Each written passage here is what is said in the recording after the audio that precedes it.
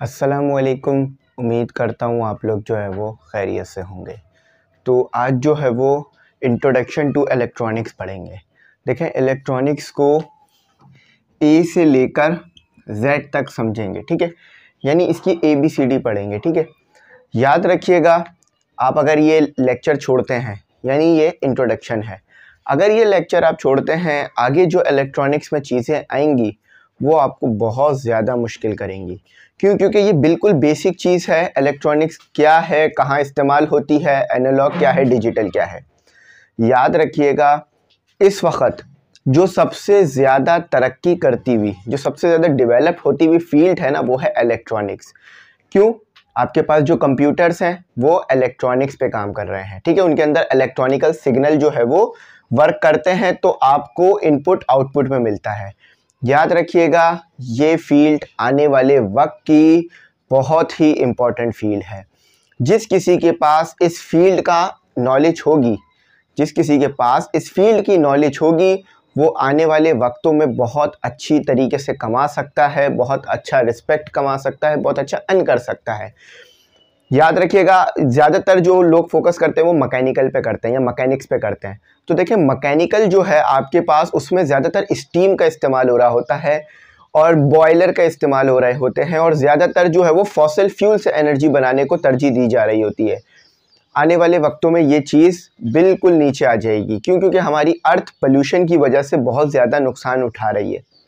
आने वाले वक्तों में जो बड़े बड़े मुल्क हैं वो इसके ऊपर स्टेप्स ज़रूर लेंगे, और जो फॉसिल फ्यूल से एनर्जी बनाई जा रही है उसको कम से कम किया जाएगा।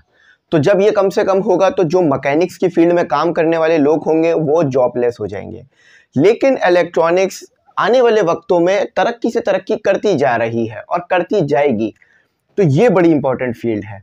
बेसिकली ये शुरू में पढ़ाने वाली फील्ड नहीं है, लेकिन ये आने वाले वक्तों की बहुत इंपॉर्टेंट फील्ड है। और आप देखेंगे कि इसमें लोग आने वाले वक्तों में इंजीनियरिंग करने को, इस पर डिप्लोमा करने को बहुत तरजीह देंगे, क्योंकि इसकी बहुत ज़्यादा जॉब्स क्रिएट होंगी।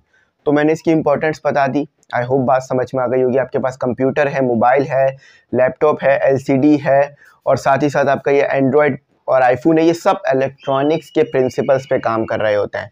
तो आ जाए उसको पढ़ते हैं। ये पता होगा अगर आपको कि क्यों पढ़ रहे हो ना, तो इंशाल्लाह आप अच्छी तरीके से पढ़ सकोगे। हर चीज़ के कुछ फ़ायदे और कुछ नुकसान होते हैं, और हर चीज़ का कुछ ना कुछ इस्तेमाल होता है। तो आपको पता होना चाहिए उस चीज़ का क्या इस्तेमाल है, जब भी आप उस चीज़ को अच्छी तरीके से रिलेट करके समझ के पढ़ सकोगे। Introduction to electronics. देखो, इलेक्ट्रॉनिक्स में हमारे पास बेसिकली क्या होता है, दो तरह की चीज़ें होती हैं। एक हमारे पास होता है एनालॉग इलेक्ट्रॉनिक्स, एक होता है डिजिटल इलेक्ट्रॉनिक्स। मैं एनालॉग इलेक्ट्रॉनिक्स और डिजिटल इलेक्ट्रॉनिक्स, इनकी भी डेफिनेशंस आपको अभी थोड़ी देर में लिखवा दूंगा, लेकिन उससे पहले जो इंट्रोडक्शन बुक में गिवन है वो पढ़ते हैं। इन 1897 इलेक्ट्रॉन वॉज आइडेंटिफाइड। तो आप सब लोग केमिस्ट्री में पढ़ चुके हैं कि इलेक्ट्रॉन्स को कैसे आइडेंटिफाई किया गया था, ठीक है। इलेक्ट्रॉन हमें नज़र नहीं आ सकते, हम एटम को भी नहीं देख सकते, ठीक है। आप कुछ एक्सपेरिमेंट शायद देख रहे होंगे यूट्यूब पे, जिसमें एटम को देखने का कहा जा रहा है कि एटम नज़र इस तरह से आता है, लेकिन ऊपर डॉट है। एटम के अंदर जो स्ट्रक्चर है, एटम किस तरह से बनता है, ये हम कभी नहीं देख सकते हैं, ठीक है। हमारे पास अभी इतनी टेक्नोलॉजी नहीं आई है कि हम उस एटम को देख सकें। सिर्फ हमने एक तसव्वुराती स्ट्रक्चर बनाया हुआ है कि ये एटम है, इस एटम में यहाँ न्यूक्लियस होगा, 8736 टाइम जो है न्यूक्लियस ज़्यादा होगा इलेक्ट्रॉन के मुकाबले में, और इलेक्ट्रॉन इर्द गिर्द रिवॉल्व कर रहे होंगे। और फिर इसके ऊपर जो है वो बहुत सारे जो स्ट्रक्चर आए हुए हैं, आपने पढ़ रखे होंगे वो स्ट्रक्चर्स। तो एटम को हमने कैसे, इलेक्ट्रॉन को हमने कैसे डिस्कवर किया, एक ट्यूब के अंदर डिस्कवर किया था, ठीक है, जिसे आप cathode ray tube, discharge tube के नाम से जानते हैं, ठीक है, वैक्यूम चेम्बर, ये सब है। तो यहाँ लिखा हुआ vacuum tube was invented in the same period of time. Vacuum tube can amplify and rectify small electrical signal. तो देखो भाई, इलेक्ट्रॉनिक्स में होता क्या है, बेसिकली जो आपके पास इनपुट होता है ना, उसको इलेक्ट्रिकल सिग्नल में कन्वर्ट किया जाता है। इलेक्ट्रिकल सिग्नल्स की दो टाइप हैं। क्या होता है इलेक्ट्रॉनिक्स में, जो आपके पास इनपुट होता है। इनपुट क्या होता है, आप लिख कर भी दे सकते हो इनपुट, ठीक है, आपने टाइप कर दिया तो ये इनपुट हो गया। अब ये जो आपने टाइप किया है, कंप्यूटर को नहीं पता ए क्या है। याद रखिएगा, अगर आप ए टाइप करते हो तो कभी भी मत ये नहीं सोचना, ना ही आपके कंप्यूटर, ना ही आपके मोबाइल और ना ही किसी भी इलेक्ट्रॉनिकल चीज़ को पता है ये ए क्या है। ये कोई ए उसकी नज़र में कुछ नहीं है, बल्कि ये ए एक इंस्ट्रक्शन है, जैसे कि 010। मैं एक तसव्वुर करने के लिए बता रहा हूँ, ये कोई और इंस्ट्रक्शन भी हो सकती है ए। तो जैसे ही आप ए टाइप करोगे ना, कंप्यूटर को पता चलेगा कि आपने 101 कुछ करा है। अब वो चेक करेगा 101 पे क्या काम है, तो जो काम 101 पर होगा वो काम वो परफॉर्म कर देगा। फॉर एग्जाम्पल आपने ए दबाया, इलेक्ट्रॉनिकल सिग्नल गया जो कि डिजिटल होगा 101, तो फिर कंप्यूटर आपको ए परफॉर्म करके दिखा देगा आउटपुट डिवाइस पर, यानी मॉनिटर पर। याद रखना, कंप्यूटर को ए नहीं पता क्या है, कंप्यूटर को सिर्फ पता है कि 101 क्या है। तो जब आप ए दबा रहे हो तो कंप्यूटर के पास जा रहा है कि आपने 101 वाला जो टास्क है वो परफॉर्म करने का कहा है। तो 101 पर टास्क है ए, तो वो ए आपको नजर आ जाएगा आपकी मॉनिटर पे। ये चीज कैसे पता चलेगी कंप्यूटर को? इलेक्ट्रॉनिकल सिग्नल के जरिए से। ठीक है, तो ये इलेक्ट्रॉनिक्स है। इलेक्ट्रॉनिक्स क्या करता है कि आपका जो सिग्नल होता है, आपका जो इनपुट होता है, उसको ये कंप्यूटर के लिए इलेक्ट्रॉनिकल सिग्नल में भेजता है। इलेक्ट्रॉनिक्स में क्या किया जाता है कि आप जो इनपुट देते हो उसको इलेक्ट्रॉनिकल सिग्नल में बनाया जाता है। ठीक है, आपका इनपुट डायरेक्ट नहीं जाता, आपका इनपुट पहले इलेक्ट्रॉनिकल सिग्नल बनता है। ठीक है, इलेक्ट्रिकल नहीं बोल रहा हूँ, इलेक्ट्रॉनिकल बोल रहा हूँ मैं यहाँ पे। इलेक्ट्रिकल भी कह सकते हो, एक ही बात होगी। The invention of vacuum tube opened up a new field of technology called electronics। तो देखो, इलेक्ट्रॉनिक्स बहुत पहले से एग्जिस्ट नहीं कर रही, मतलब इसके ऊपर स्टडीज तो बहुत पहले से चल रही थी, लेकिन इसे प्रॉपरली एक फील्ड और एक इंजीनियरिंग कब माना गया? 1897 के बाद, जब इलेक्ट्रॉन डिस्कवर हो गया। ठीक है, इलेक्ट्रॉनिक्स कंप्राइजेस द फिजिक्स। तो फिर इलेक्ट्रॉनिक्स को शामिल किया गया, कंप्राइजेस का मतलब है शामिल कर लिया गया फिजिक्स में। अच्छा, engineering and technology, electronics has also application that deal with the emission flow control और इलेक्ट्रॉन। तो याद रखना, इलेक्ट्रॉनिक्स में सिर्फ आप ये सिग्नल्स के बारे में नहीं पढ़ते हो, आप इसमें इलेक्ट्रॉन के फ्लो को, इलेक्ट्रॉन की स्पीड को, मतलब इलेक्ट्रॉन के फ्लो को, उस किस तरह वो इलेक्ट्रॉन निकल रहा है और किस तरह वो इलेक्ट्रॉन जो है वो कंट्रोल किया जा सकता है, इस चीज़ को भी पढ़ते हो। देखो, इलेक्ट्रॉनिक्स है ना, तो यानी इलेक्ट्रॉन से ही रिलेट कर रही होगी बेसिकली।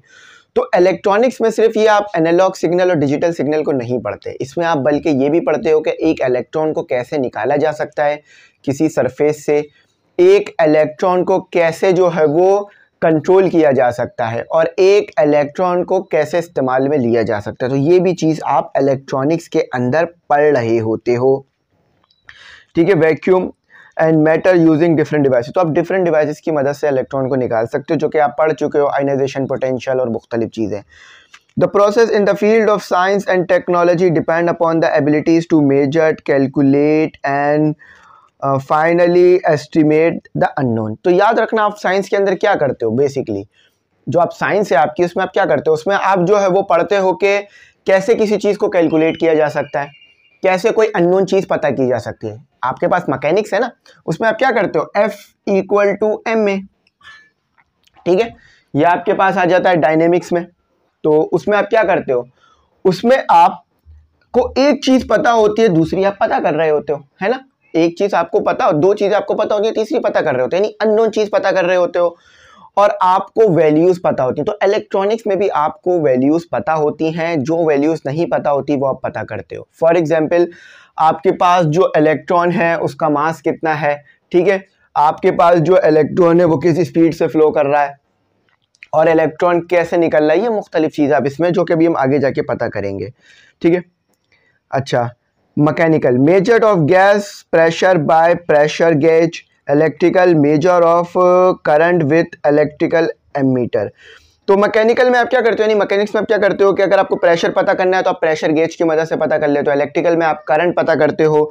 तो इसी तरह इलेक्ट्रॉनिक्स में आप पोटेंशियल डिफरेंस को पता करते हो। देखो, इलेक्ट्रॉनिकल सिग्नल जब भी मूव करता है जब पोटेंशियल डिफरेंस होता है दो पॉइंट्स के दरमियान। याद रखना, इलेक्ट्रॉन कभी भी मूव नहीं करेगा जब तक दो पॉइंट के दरमियान पोटेंशियल ना हो। और ये जो इलेक्ट्रॉन होता है वो आपके पास लो पोटेंशियल से हाई पोटेंशियल की तरफ चला जाता है। फॉर एग्जांपल, यहाँ पर ये लो पोटेंशियल है कन्वेंशनल में, ये हाई, और ये आपके पास है इलेक्ट्रॉन। तो इलेक्ट्रॉन यहाँ लो पोटेंशियल से कहाँ जाएगा, हाई पोटेंशियल से। ठीक है, यहाँ आ जाएगा, ऐसे मूव करता हुआ इधर आ जाएगा। तो इलेक्ट्रॉन जब भी मूव करेगा, याद रखना इलेक्ट्रॉन जब भी मूव करेगा, लिख लो ये तमाम चीज़ें, मैं अभी डेफिनेशन भी लिखूंगा, तो लिख लीजिए तमाम चीज़ें कि इलेक्ट्रॉन जब भी मूव करेगा जब पोटेंशियल डिफरेंस हो, वरना तो वो स्टेडी चार्ज हम पढ़ चुके हैं, स्टेडी चार्ज होगा। अच्छा, बाकी अब आ जाते हैं हमारे पास दो तरह के हमारे पास सिग्नल्स होते हैं, या दो तरह के हमारे पास इलेक्ट्रॉनिक्स होती हैं, ठीक है। एक होता है डिजिटल इलेक्ट्रॉनिक्स और एक होता है एनालॉग इलेक्ट्रॉनिक्स। तो एनालॉग इलेक्ट्रॉनिक्स में पढ़ लेते हैं। देखो एनालॉग क्या होता है, तो यहाँ मैं लिख भी देता हूँ, इसकी डेफिनेशंस को लिख देता हूँ डायरेक्ट। ये है branch, BRANCH, branch of electronics, branch of electronics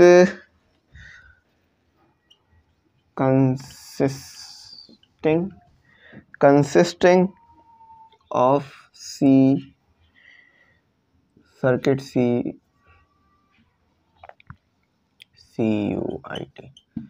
circuits, branch of electronics consisting of circuit which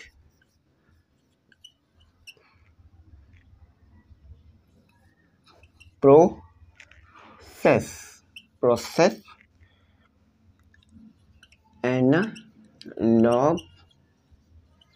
analogue quantities. तो एक इसकी डेफिनेशन का मतलब क्या, मैं भी आपको समझा देता हूँ, आप इस डेफिनेशन को ज़रूर लिख लीजिएगा, क्योंकि ये आपकी बुक में नहीं है, बेसिक चीज़ें इस बुक में नहीं दी हुई और हार्ड चीज़ें दी हुई हैं।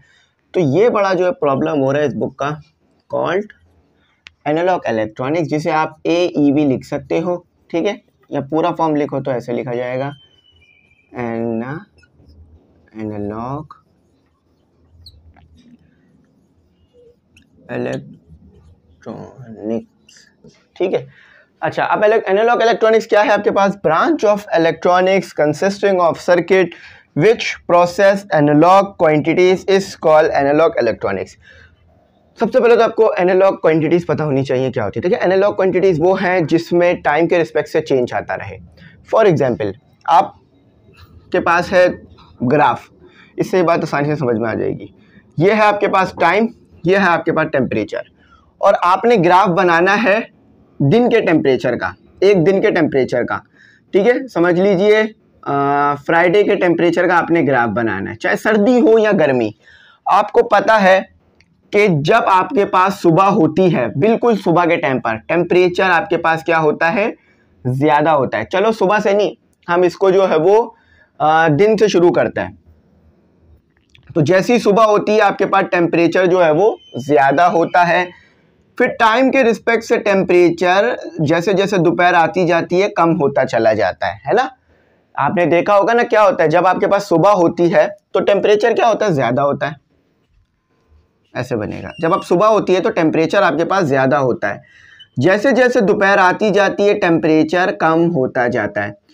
तो एनालॉग क्वांटिटीज वो क्वांटिटीज होती हैं जो टाइम के रिस्पेक्ट से चेंज होती रहे, वेरिएबल चेंज होती रहे। वेरिएबल ही मतलब उसके अंदर कोई खास चेंज ना है, किसी भी तरह का चेंज आता रहे।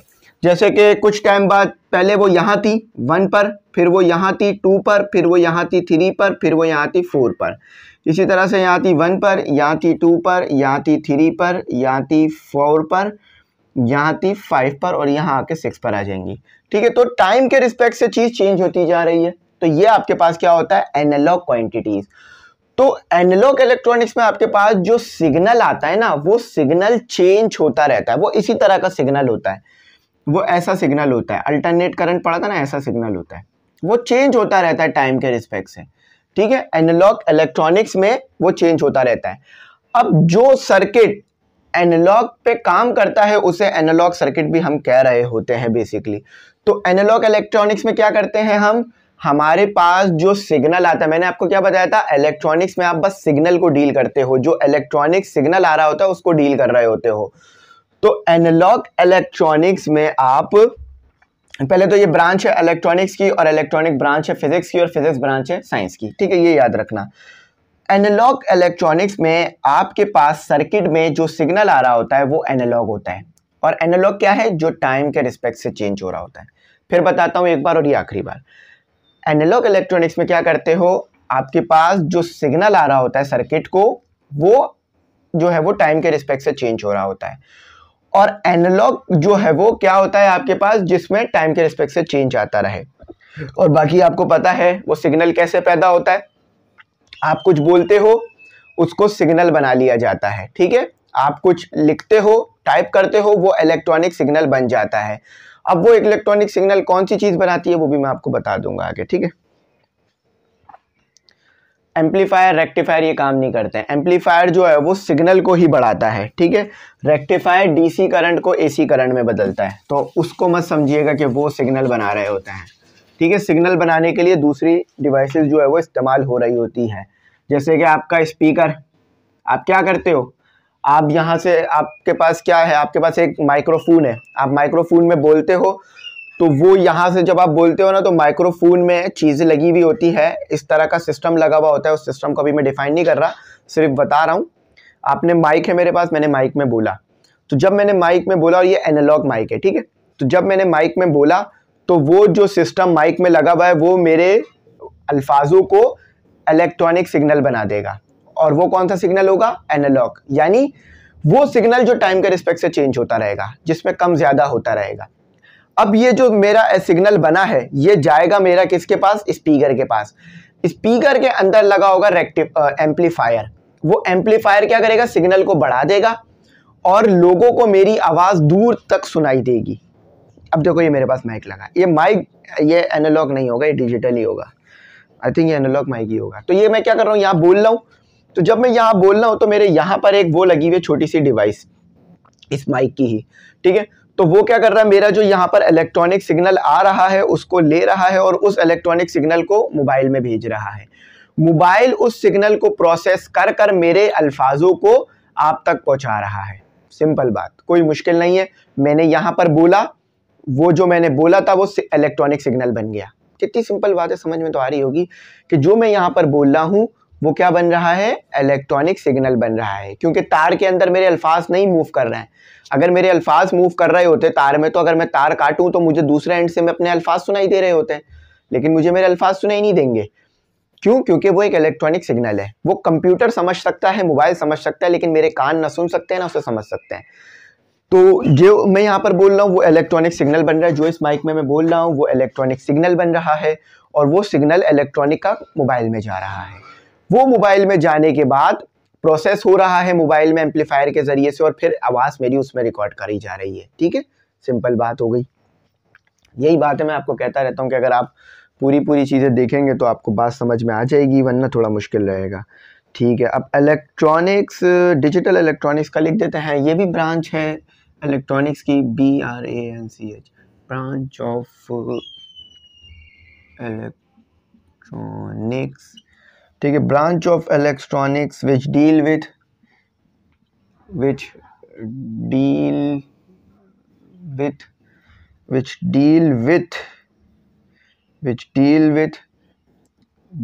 Digital quantities. अब डिजिटल क्वांटिटीज क्या होती है मैं अभी बता देता हूँ। जैसे एनालॉग क्वांटिटीज हैं जो कि टाइम के रिस्पेक्ट से चेंज होती हैं, उसी तरह से डिजिटल क्वांटिटीज जो है वो टाइम के रिस्पेक्ट से चेंज नहीं होती, उनमें डिस्क्रीट चेंज होता है, ठीक है। टाइम के रिस्पेक्ट से अगर चेंज भी हो तो डिस्क्रीट चेंज होता है। डिजिटल इलेक्ट्रॉनिक्स,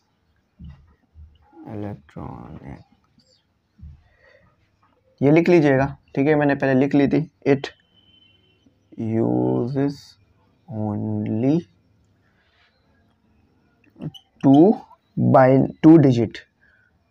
अब तो कोई डिजिट्स इस्तेमाल हो रहे होते हैं, इसलिए मैं इसको डिजिटल भी कहते हैं, 0 and 1, ठीक है। एंड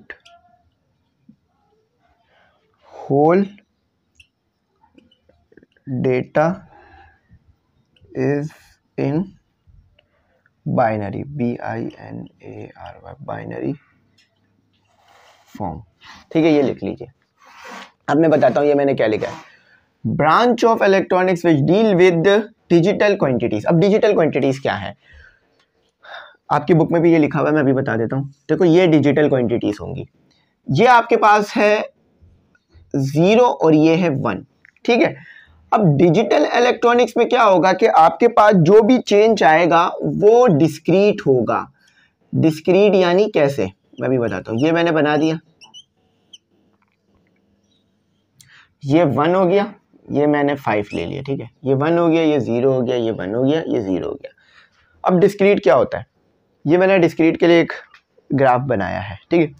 देखो डिस्क्रीट में आपके पास ये होता है, जो चेंज आता है ना वो हमेशा होल नंबर में होता है, यानी आपको चेंज 1 और 0 के दरमियान नहीं मिलेगा, या तो चेंज 1 का होगा, 5 लिखा है ना तो 5 पढ़ दो, जो भी चेंज आएगा वो होल नंबर में आएगा, कभी भी वेरिएबल चेंज नहीं होगा। फॉर एग्जाम्पल अगर मैं आपसे बोलूं कि आप 1 किलो दूध लेकर आओ, तो आप क्या कर सकते हो, आप चाहो तो 900 ग्राम ले लो, ठीक है, या आप जो है वो आधा किलो ले लो, आप ऐसे ले सकते हो ना दूध। लेकिन अगर मैं आपको बोलूं कि आप जो है वो माल्टा खरीद के लेकर आओ, किन्नू खरीद के लेकर आओ, तो आप क्या किन्नू ऐसे ला सकते हो, आधा किलो, 1 किलो, या आधा किन्नू, 2 किन्नू और आधा किन्नू ले आओ, 3 किन्नू और आधे किन्नू ले आओ, नहीं ला सकते। आप हमेशा या तो 2 किन्नू लाओगे, 1 लाओगे, 3 लाओगे।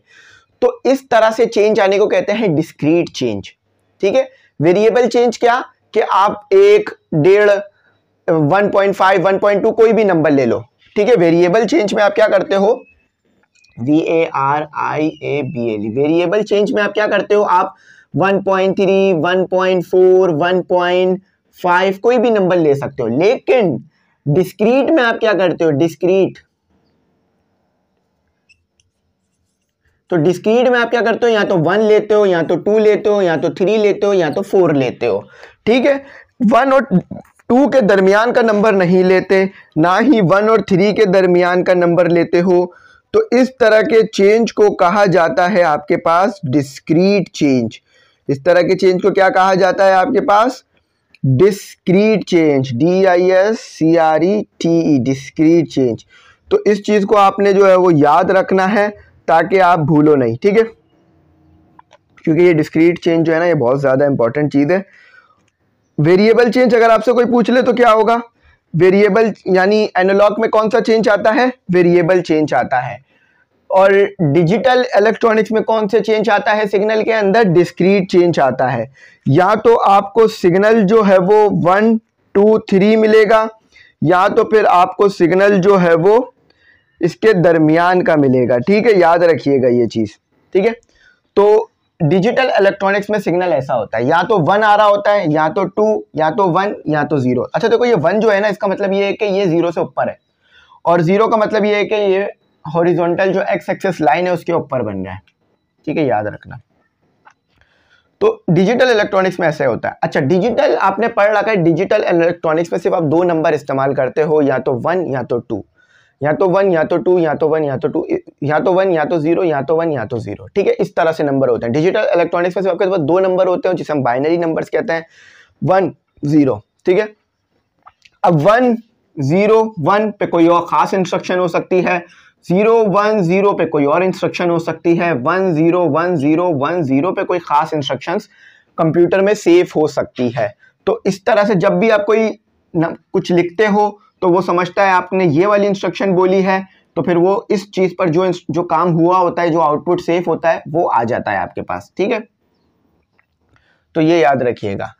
तो डिजिटल इलेक्ट्रॉनिक्स में हमारे पास जो क्वांटिटी होती है वो डिजिटल क्वांटिटी होती है। डिजिटल क्वांटिटी क्या होती है, जिसमें जो चेंज आए वो डिस्क्रीट हो। देखो ये एक चीज 3 चीजों से जुड़ी हुई है तो इसलिए मुश्किल हो सकती है।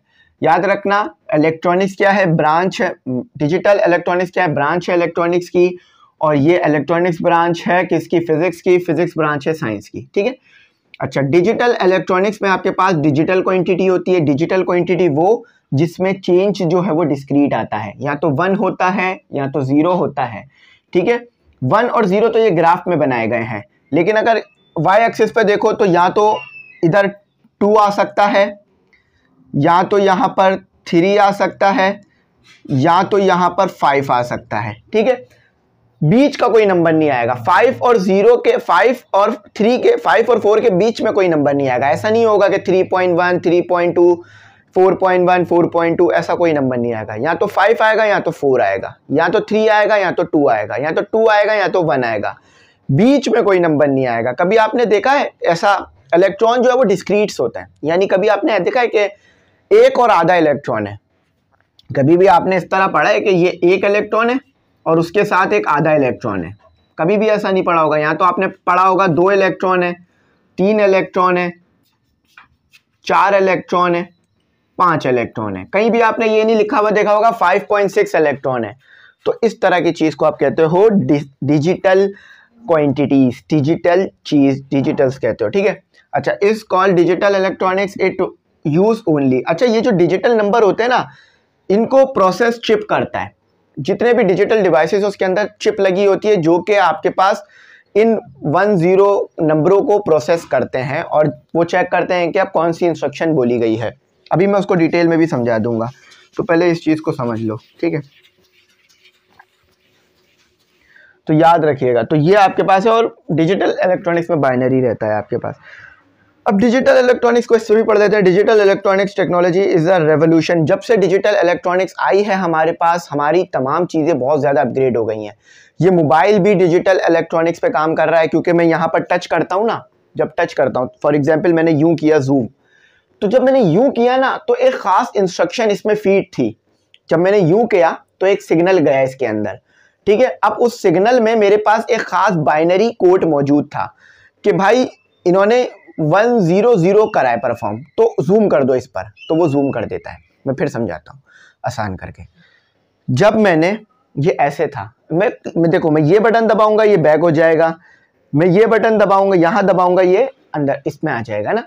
अब जब मैं ये कर रहा हूँ तो मोबाइल को कैसे पता चल रहा है कि ये काम करना है? मोबाइल के अंदर इंस्ट्रक्शंस हैं।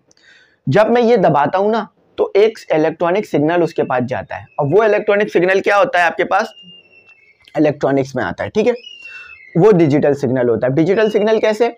कि जब मैं यहाँ से दबाता हूँ एक डेटा जाता है, और फिर वो डेटा जो है वो प्रोसेस होता है कि कौन सी इंस्ट्रक्शन परफॉर्म करने को कहा गया है। तो जब वो प्रोसेस हो जाता है तो फिर आउटपुट यानी स्क्रीन पे नजर आ जाता है। फिर एक बार बताता हूँ, ये लास्ट बार है क्योंकि मुझे पता है ये चीज़ मुश्किल कर रही होगी। जब मैं यहाँ ये करता हूँ, ये दबाता हूँ, ठीक है। देखो मैंने यहाँ, जब मैंने ये यूं करा तो एक इंस्ट्रक्शन, एक इलेक्ट्रॉनिकल सिग्नल, एक इलेक्ट्रिकल सिग्नल गया मेरा, जो इसमें जो चिप लगी हुई है, इसमें जो सीपीयू लगा हुआ है, जो इसमें प्रोसेसर लगा हुआ है, उसमें गया। उसमें जाने के बाद वो प्रोसेस हुआ कि कौन सी इंस्ट्रक्शन परफॉर्म करने को कहा गया है। जब वो प्रोसेस हो गया तो फिर उसने प्रोसेस डेटा को आउटपुट यानी स्क्रीन पर भेज दिया कि आपने ये करने को कहा था। सिंपल हो गई ना बात, बस यही था इसमें। तो ये डिजिटल में होता है, एनालॉग में ऐसा कुछ नहीं होता। एनालॉग में वो फिर बहुत मुश्किल हो जाती है ये काम करना। अच्छा, इजी स्टोरेज, ठीक है, इजी ट्रांसमिशन। डिजिटल आ जाने के बाद, चीज़ें डिजिटल हो जाने के बाद क्या हो गया है? आप ज़्यादा से ज़्यादा डेटा स्टोर कर सकते हो, आप ज़्यादा से ज़्यादा डेटा एक जगह से दूसरी जगह भेज सकते हो। पहले तो ऐसा नहीं कर सकते थे ना। लार्ज एम्पलीफिकेशन, यानी आप किसी चीज़, छोटी चीज़ को बहुत ज़्यादा बड़ा करके दिखा सकते हो। जैसे कि फॉर एग्जाम्पल आपके पास, मैं बहुत हल्के बोलूँ लेकिन वहाँ से मैं इसकी सेटिंग को थोड़ा बढ़ा दूँ, तो मैं हल्के भी बोलूँगा ना, आपको मेरी आवाज़ तेज़ी आ रही होगी। क्यों? क्योंकि मैंने वहाँ से सेटिंग बढ़ा दी होगी। ये कर सकते हो आप। लेस नॉइस सिग्नल, अच्छा इसमें सिग्नल में नॉइस नहीं होती, ठीक है, सिग्नल क्लियर होता है। मेरी आवाज़, माइक्स और मोबाइल ये सब डिजिटल है, तो आवाज़ कितनी क्लियर आ रही है। पहले के ज़माने में जो टीवी थे उनमें आवाज़ कितनी क्लियर नहीं आती थी। क्यों? क्योंकि उसमें एनालॉग सिग्नल आ रहे होते थे, यानी कभी कम कभी ज़्यादा हो रहे होते थे वो सिग्नल। अच्छा, अब इनके देख लेते हैं। Digital electronic device have many advantages over analog. तो डिजिटल डिवाइसेस के क्या फ़ायदे हैं एज कम्पेयर टू एनालॉग्स? यानी एनालॉग्स भी डिवाइसेस भी हमारे पास हैं, तो हम उन्हें इस्तेमाल क्यों नहीं कर रहे हैं, डिजिटल क्यों कर रहे हैं? अच्छा, they have greater speed. Analog की स्पीड बहुत हल्की होती थी, वो प्रोसेस बहुत हल्का करते थे चीज़ों को, ये बहुत जल्दी प्रोसेस करते हैं। वेरी सेंसिटिव, बहुत ज़्यादा जो है सेंसिटिव होते हैं, जैसी कोई इंस्ट्रक्शन मिलती है फ़ौरन काम कर देते हैं। Their display are easily readable. आप इनके डिस्प्ले को देखो, ये इलेक्ट्रॉनिकल डिवाइस है ना, इसके डिस्प्ले को आप कितनी आसानी से पढ़ सकते हो। दे आर वेरी एक्यूरेट, ये काफ़ी एक्यूरेट है कि मैं ये दबा रहा हूँ तो यही काम हो रहा है, ऐसा नहीं है कि ये दबा रहा हूँ तो किसी को कॉल लग रही है। तो ये इसमें बड़ा काम का चीज़ है। They have better resolution. Resolution देखो कितनी अच्छी है मोबाइल की, आसानी से नज़र आ रहा है। पहले जो आपके पास वो गेम आते थे वो एनालॉग होते थे, तो आप बटन दबाते रहते थे, वो रफ्ता रफ्ता चलते थे। क्यों? क्योंकि सिग्नल देर में जा रहा होता था। They can monitor remote signal, they can monitor remote signals, इन्हें रिमोट सिग्नल से मॉनिटर किया जा सकता है। Their size are very small, इनके साइज छोटे होते हैं। देखो कितना छोटा हो गया मोबाइल, पहले तो था मोबाइल कितना बड़ा हुआ करता था। अच्छा, अब एडवांटेज ओवर इलेक्ट्रिकल वोल्टेज। अब इसके कुछ एडवांटेज इलेक्ट्रिकल वोल्टेज पे भी है। हाई एक्यूरेसी, इसकी एक्यूरेसी हाई है। High resolution, greater speed, no parallax error, reduce human error, compatibility with other digital equipment. Compatibility का मतलब होता है आपके पास किसी चीज़ को काम करने की अच्छी सलाहियत होना, तो यहाँ पर इसमें अच्छी सलाहियत होती है। तो इसके सिग्नल्स जो होते हैं वो काफ़ी ज़्यादा एक्यूरेट होते हैं, वोल्टेज इसमें होता है, ठीक है। For example a digital volt meter has following advantages. अच्छा, एक डिजिटल वोल्ट मीटर, यहाँ पे मैं बताया नहीं मैंने ये बात। वोल्ट मीटर दो तरह के होते हैं, एक नॉर्मल होता है, यहाँ इसमें उन्होंने पिक दी हुई भी थी, आप पेज नंबर देखिएगा, हाँ पेज नंबर देखें आप, पेज नंबर है आपके पास 158 पे मैं दिखाता हूँ। ये दो तरह के आपको वोल्ट मीटर नज़र आ रहे हैं। ये वाला एनालॉग है, ठीक है, ये क्या करता था, ये एनालॉग सिग्नल लेता था, बहुत टाइम लगा देता था चीज़ों को प्रोसेस करने में। ये वाला डिजिटल है, ये फ़ौरन प्रोसेस करता है। अब ये जो नया वाला है आप इसको अच्छी तरीके से पढ़ सकते हो ना, ईजिली देखकर इसको रीड कर सकते हो। ये वैल्यू भी सही दे रहा होता है, कंपैटिबिलिटी भी इसकी अच्छी है, काम करने की सलाहियत भी अच्छी है, ज़्यादा से ज़्यादा काम करा सकते हो। पुराने वाले में देखो कितना ओल्ड डेटेड था, आउटडेटेड था, ये कितना मॉडर्न अच्छा है येलो कलर का, और इसमें काफ़ी काम भी हो सकते हैं, तो ये फ़ायदा है। और ये वोल्ट मीटर है, डिजिटल वोल्ट मीटर, और एक नॉर्मल वोल्ट मीटर आता है, एनालॉग वोल्ट मीटर, ठीक है। तो यही था इस चैप्टर में, मैंने लिखवा करा दिया। ये मैंने बोला था ना मैं ABCD बताऊंगा, और जो मैंने इम्पोर्टेंट बताया है ना आप लोगों को वो याद रखिएगा। ये वीडियो मेरे ख्याल से 32 मिनट की हो गई है, बस अब ये ख़त्म हो गया यहाँ ये टॉपिक, ठीक है। तो आप इसे लिख लीजिएगा जो मैंने लिखवाया है और जो मैंने कराया है। इसके बाद इंशाल्लाह मैं टॉपिक 17.2 कराऊंगा, जिसमें कंप्यूटर को थोड़ा सा एक्सप्लोर करेंगे, और कंप्यूटर के अलावा जो इलेक्ट्रॉनिकल डिवाइसेस हैं उसको एक्सप्लोर करेंगे। हाँ सही है, कंप्यूटर को एक्सप्लोर करेंगे। उसके बाद जो है वो एडवांटेजेस जो है वो पढ़ेंगे तीसरे टॉपिक में। थैंक्स फॉर वॉचिंग, अल्लाह हाफिज़, अपनी कीमती दुआओं में ज़रूर याद रखिए।